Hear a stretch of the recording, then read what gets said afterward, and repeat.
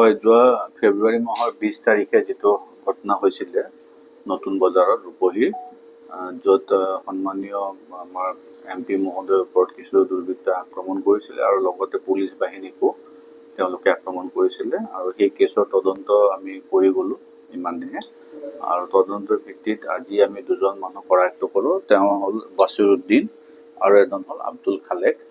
আৰু তেওঁলোকক আমি ইতিমধ্যে নগাঁৱৰ কেছটো আৰু যিটো ৰূপহীত দুটা কেছ হৈছিলে আপোনালোকে জানে, সেই দুটা কেছত আমি তেওঁক এৰেষ্ট কৰিম আৰু বাকী যিখিনি লিগেল একশ্যন ল'ব লাগে আমি তেওঁৰ ওপৰত ল'ম।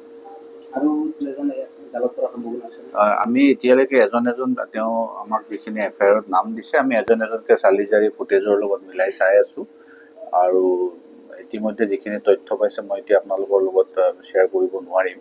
গতিকে বাকীখিনিও আমি শীঘ্ৰে তাৰ ওপৰত একশ্যন ল'ম। নাই, দুইটা কেছ মই ইতিমধ্যে ক'লোঁ যে তাত দুটা কেছতে একে মানুহ জড়িত আছিলে।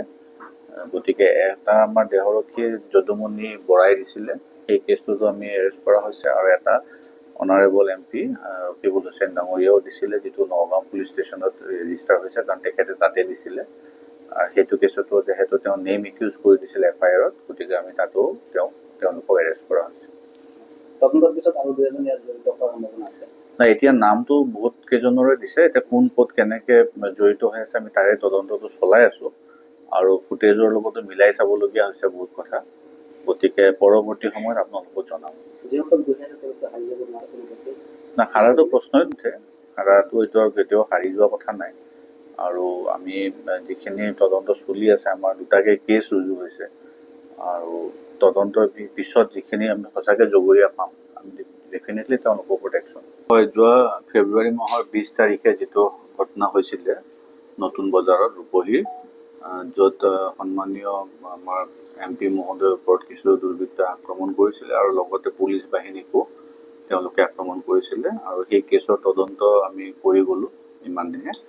আৰু তদন্তৰ ভিত্তিত আজি আমি দুজন মানুহ কৰায়ত্ব কৰোঁ। তেওঁ হ'ল বাছিৰুদ্দিন আৰু এজন হ'ল আব্দুল খালেক। আৰু তেওঁলোকক আমি ইতিমধ্যে নগাঁৱৰ কেছটো আৰু যিটো ৰূপহীত দুটা কেছ হৈছিলে আপোনালোকে জানে, সেই দুটা কেছত আমি তেওঁক এৰেষ্ট কৰিম আৰু বাকী যিখিনি লিগেল একশ্যন ল'ব লাগে আমি তেওঁৰ ওপৰত ল'ম। আমি এতিয়ালৈকে এজন তেওঁ আমাক যিখিনি FIR-ত নাম দিছে, আমি এজনকৈ চালিজাৰি ফুটেজৰ লগত মিলাই চাই আছোঁ আৰু ইতিমধ্যে যিখিনি তথ্য পাইছে মই এতিয়া আপোনালোকৰ লগত শ্বেয়াৰ কৰিব নোৱাৰিম। গতিকে বাকীখিনিও আমি শীঘ্ৰে তাৰ ওপৰত একশ্যন ল'ম। নাই, দুইটা কেছ মই ইতিমধ্যে ক'লোঁ যে তাত দুটা কেছতে একে মানুহ জড়িত আছিলে।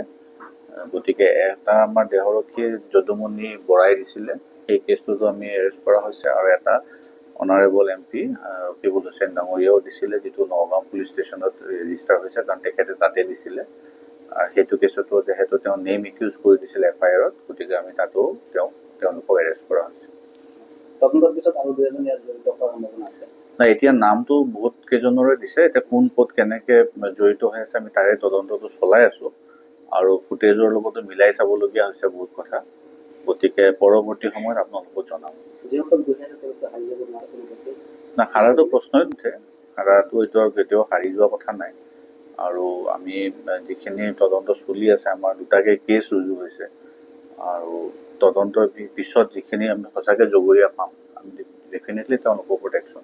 যিকোনো খবৰৰ বাবে যোগাযোগ কৰক 7099017330 লগতে 7099017110 নম্বৰত।